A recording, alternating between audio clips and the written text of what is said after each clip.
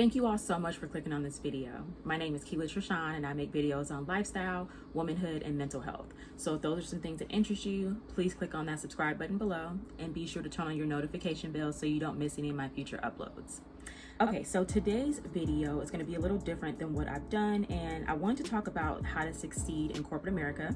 I've noticed that there's a lot of talk about being an entrepreneur and having your own business, which I completely support, but I'm also realistic and I know that that is not the path that everyone wants to take.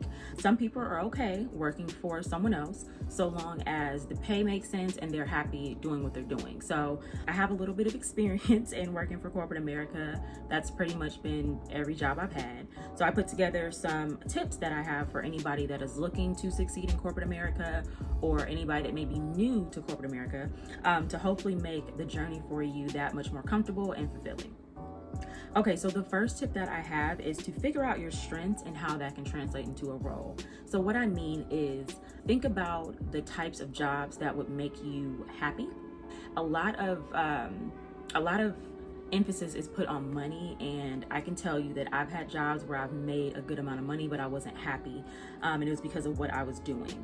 For example, I've always been really good with numbers, and so the jobs where I've had working in banking, for example, or even working in the insurance industry, those jobs usually are the most fulfilling to me because I'm able to work with numbers. It's something that I'm good at, and it's something that I can kind of do in my sleep, and I enjoy it.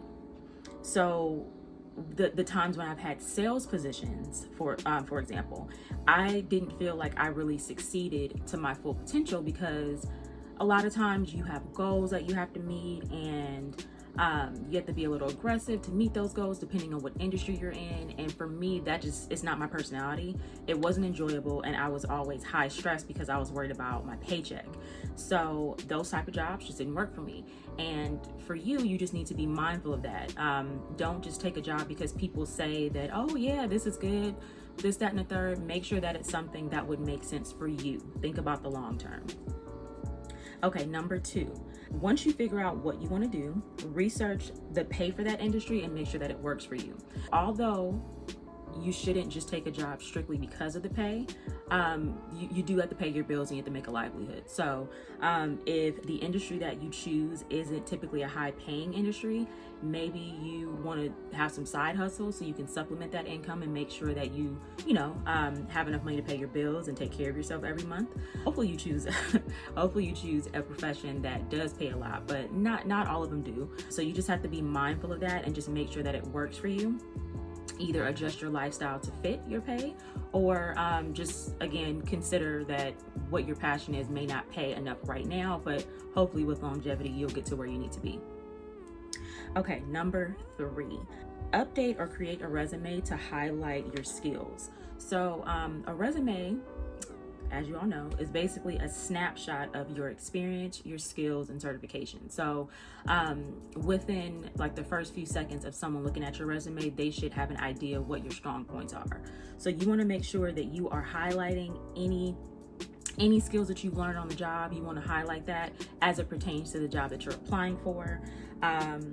You want to list your previous work experience that's relevant. One thing I do that I've read is to use keywords for the types of job that you would like. This is pretty easy to do if you research like job descriptions of jobs that you would want to do. If they say that you need to be super customer service friendly, make sure that you include that verbiage in your resume. If they say that you need to be certified in CPR, make sure that you highlight that in the resume so then anybody looking at it can see, okay, this person has this, this, and this, and you're more likely to get a call back and hopefully an interview and then the job. All right, so the 4th tip that I have is to look for jobs in your industry that align with your values. So this is very important, and this will really determine if you're going to be happy long term or if you're going to be jumping around companies. So what I mean is, some people like the 9-to-5 type of job, like they like just that traditional, you get there at 9, you're done at 5, and then that's it. You have other people that would prefer to have a job where they're salary and they can kind of create their own hours. You can work as little as 4 hours a day, or you can work 12 hours a day and you're still getting paid the same. Some people might want a work from home job or the flexibility to work from home. So these are things that you want to look at when you are looking for jobs, so then you can make sure that it's the most fulfilling for you. Make sure that it works with your schedule, your lifestyle, and all that good stuff. The fifth tip that I have is to prepare questions to ask in interviews.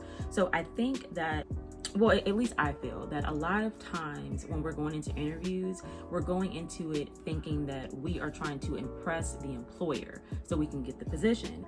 But the truth is, you're not only trying to impress the employer, you want to interview them too. You know, you want to make sure that this is a job that's going to make sense for you. So when you're going into interviews, they're asking you different questions. Don't be afraid to ask them, okay, what does a day in the life look like in this position? What is the opportunity for advancement? What do you guys do to support your employees, as far as training and growth? Like things like that. These are things that you want to ask, because that could determine if you like the atmosphere, if you like the culture. And I mean, honestly, if you get a feeling that it's not right, you could figure that out during the interview. Let's just say that. I've had several situations in the past where I've interviewed for a job and I kind of had a funny feeling about taking the job. And after I got it and I got into the company, then I saw exactly why I had that feeling. So just make sure that you're paying attention to that and ask the right questions. Formulate it to where you are asking the things that are important to you. Okay, so the last tip that I have is to not be afraid to look outside of your company for opportunities if you discover that the job just isn't a good fit. So you can ask all the questions, they can ask you all the questions. You may even have a good feeling about the job during the interview process, but there are times when you get into the position and you're like, you know what, this is not a good fit. Now, back in the day, people were very loyal to companies. They would, work from the time they were 18 until retirement.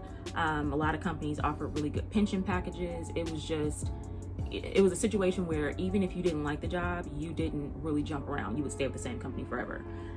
We are not living in those times anymore. We have so much access to information, and really, if you look, you will find. So if you get into a position and you feel like, okay, you know what, it's not what I thought it was going to be, or you may just outgrow it. You may just decide, okay, you know what, I'm doing this now, but I don't really like it. Don't be afraid to start the search over again. Look into other companies that would better fit your values. Look into other positions that better fit your values. And even if you don't want to leave the company, don't be afraid to look outside of that department. Maybe you're working in claims. If you're working at an insurance company and you decide, you know what, claims isn't for me, maybe I'll try underwriting. Be open to moving around and being liquid in your jobs. Okay, so those are all the tips that I have that have worked for me. If you have additional tips that have worked for you, or any other insight you can offer to being successful in corporate America, please feel free to leave that in the description box below. If you made it this far, don't forget to subscribe and turn on your notifications so you don't miss any of my future uploads. With that being said, I hope you guys have an amazing day, and I'll see you next time. Bye.